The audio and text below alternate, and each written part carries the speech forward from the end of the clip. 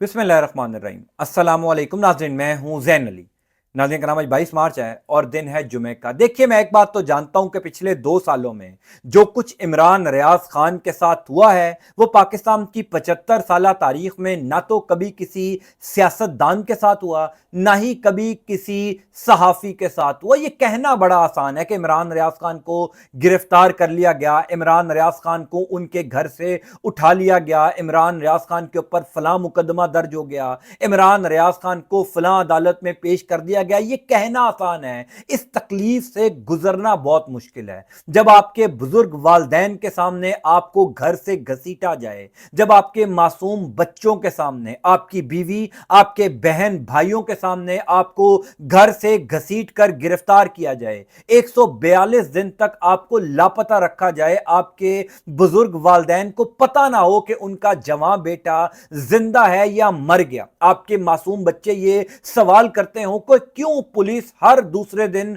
हमारे घर पर छापा मारती है, क्यों हर दूसरे दिन मेरे वालिद को पुलिस उठाकर ले जाती है, क्यों मेरे वालिद को हर दूसरे दिन जेल में डाल दिया जाता है। उन मासूम बच्चों के सवालात के जवाबात आपके पास ना हो तो यह कहना बड़ा आसान है कि इमरान रियाज खान के ऊपर फला मुकदमा दर्ज हो गया, इमरान रियाज खान लापता हैं, लेकिन यकीन जानिए इस तकलीफ से गुजरना इंतहाई मुश्किल है। यह तकलीफ इमरान रियाज खान पिछले 2 सालों से बर्दाश्त कर रहे हैं और हमारी पूरी कौम की ये एक आदत है, हमारी पूरी कौम की ये नेचर है कि हम किसी को मकबूल होता नहीं देख सकते, किसी को अपने से ज्यादा बढ़ता हुआ नहीं देख सकते। ये पूरी कौम की आदत। और मैं जाती तौर पर कई ऐसे लोगों को जानता हूं जो इमरान रियाज खान की मकबूलियत से जेलस हैं। इमरान रियाज खान को लोग क्यों ज्यादा सुनना पसंद करते हैं, इमरान रियाज खान को लोग ज्यादा देखना क्यों पसंद करते हैं। कई हमारे साथी लोग जो हैं वो बड़े परेशान हैं, जेलस है। मैं नाम नहीं लूंगा। इमरान रियाज खान और शाहिद खान आफरीदी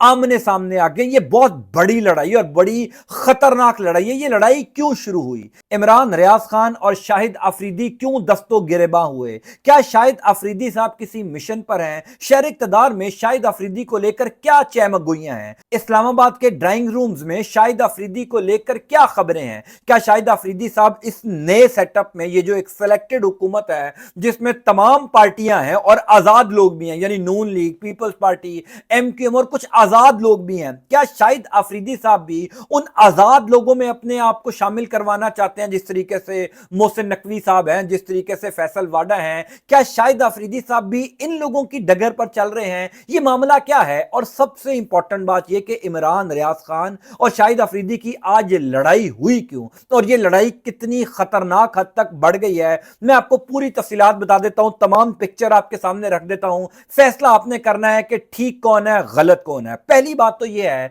कि आज शाहिद आफरीदी साहब जो हैं वो लंदन पहुंचे हैं। वो पाकिस्तान से लंदन गए हैं, ऐन मुमकिन है किसी फंड रेजिंग वगैरह के लिए गए हों। लंदन पहुंचने पर उन्होंने एक मीडिया टॉक किया, कुछ सहाफी वहां पर मौजूद थे, उन्होंने शाहिद आफरीदी साहब से कुछ सवालात किए। वो जो मीडिया टॉक है शाहिद आफरीदी साहब की, वो सबके पास है, सोशल मीडिया के ऊपर भी है, टीवी चैनल ने भी उसको नशर किया है, मेरे पास भी मौजूद है। वो वीडियो वो जो मीडिया टॉक है शाहिद आफरीदी की, वो एक बहुत बड़ा सबूत है इमरान रियाज खान के हाथ में, जिसके बाद ये लड़ाई शुरू हुई। अब शाहिद आफरीदी साहब से वहां पर सवाल किया गया कि इस टाइम मुल्क में जो कुछ हो रहा है आप उसको किस नजर से देखते हैं। जाहिर है शाहिद अफरीदी का कहीं ना कहीं एक सियासी नैरेटिव भी है, एक सियासी बयानिया भी है, सियासी सोच विचार भी है, और वो कभी कभार उसका इजहार भी करते रहते हैं। इसी वजह से मीडिया ने उनसे ये सवाल कर लिया। अब शाहिद अफरीदी साहब का जवाब बड़ा मानी खेज है।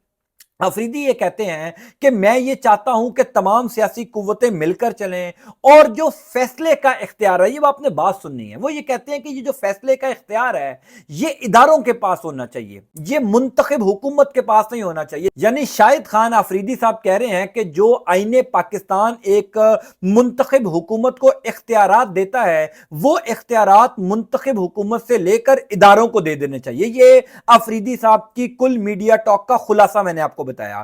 پھر شاہد افریدی صاحب نے کہا کہ این آر او دینے کا اختیار وزیر اعظم کے پاس نہیں ہونا چاہیے, این آر او دینے کا اختیار بھی پاکستان کے اداروں کے پاس ہونا چاہیے. یعنی انہوں نے کہا کہ ایک وزیر اعظم جو 24 کروڑ عوام کے ووٹوں سے منتخب ہو کر وزارت عظمیٰ کے عہدے پر بیٹھتا ہے, اس کی کوئی حیثیت نہیں ہے. جو پاکستان کے ادارے ہیں وہ مضبوط ہونے چاہیے, ان کو فیصلے کا اختیار ہونا چاہیے, ان کی مرضی ہونی چاہیے. جب جس مرضی وزیر اعظم کو اٹھا کر پھینک دو, جب جس بندے کو مرضی وزیر اعظم کی کرسی پر بٹھا دو. یہ لبے لباب ہے شاہد خان افریدی صاحب کی پوری میڈیا ٹاک کا. اب جب وہ میڈیا ٹاک سوشل میڈیا کے اوپر وائرل ہوئی, سب نے سنی, تو اس کے اوپر عمران ریاض خان نے اس کے اوپر ایک کمنٹ کیا. وہ کمنٹ آپ کو میں دکھاتا ہوں, پھر شاہد افریدی صاحب کا جواب بتاتا ہوں, پھر میں آپ کو اینڈ میں بتاؤں گا کہ اصل میں شاہد خان افریدی صاحب کس مشن کے اوپر ہیں.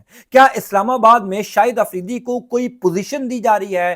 کیا محسن نقوی کی جگہ شاہد افریدی صاحب لینا چاہتے ہیں؟ یہ جو چہ مگوئیاں ہیں, اس حوالے سے میں آپ کو آگے چل کر بتاتا ہوں. لیکن پہلے عمران ریاض کا ٹویٹ. آپ نے افریدی صاحب کی گفتگو میں نے آپ کو بتا دی کیا تھی, اب عمران ریاض کا ٹویٹ دیکھیے.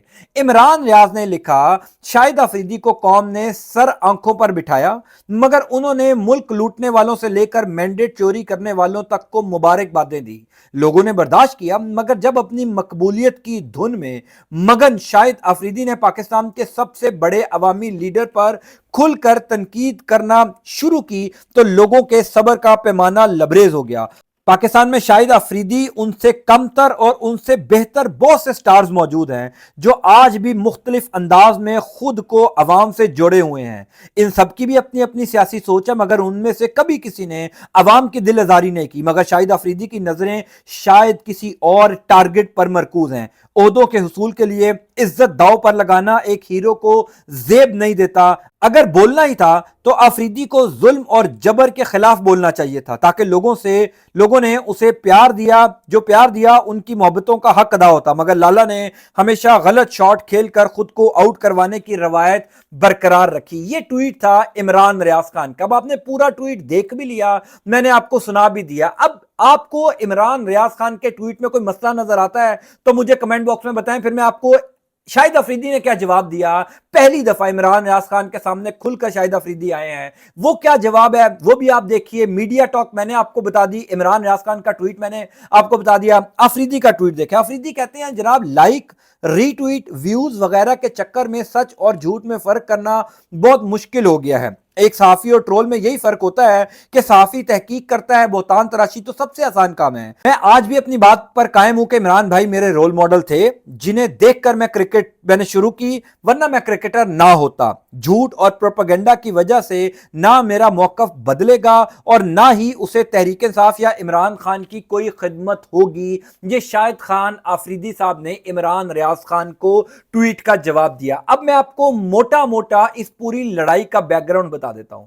دیکھیے شاہد افریدی صاحب جو ہیں, انہوں نے آج تک نون لیگ کے خلاف کبھی کوئی بات نہیں کی. آپ نے اگر شاہد افریدی کے منہ سے کبھی نواز شریف کی برائی, اگر کبھی شہباز شریف کی برائی سنی ہے تو وہ مجھے لازمی بتائیے گا, شاید میں نے نہ سنی ہو. شاہد افریدی صاحب نے کبھی یہ نہیں کہا ہوگا کہ یہ جعلی حکومت ہے, یہ عوامی مینڈیٹ سے نہیں بنی. انہوں نے ہمیشہ عمران خان کی پالیسی پر تنقید کی. اگر واقعی میں شاہد افریدی صاحب خود کو نیوٹرل کہتے ہیں, اگر وہ یہ کہتے ہیں کہ میں جو ہے وہ کسی کے اوپر بہتان نہیں لگاتا, تو شاہد افریدی صاحب کو پچھلے ایک سال میں عام پاکستانیوں کے ساتھ جو ظلم ہوا, یعنی 9 مئی کے بعد جس طریقے سے چادر چار دیواری کا تقدس پامال کیا گیا, افریدی صاحب کو اس کے اوپر بھی لب کشائی کرنی چاہیے تھی. پاکستان کے بڑے بڑے کرکٹرز اس کے اوپر بات کرتے ہیں. یعنی میں آپ کو ایک اور خبر بتاتا ہوں, آپ سعید انور کا ٹویٹر اکاؤنٹ دیکھیے. سعید انور جو پاکستان کے بہت بڑے سٹار تھے, بہت بڑے کرکٹر تھے, میری نظر میں شاہد افریدی سے کئی گنا بڑے وہ پاکستان کے کرکٹر تھے.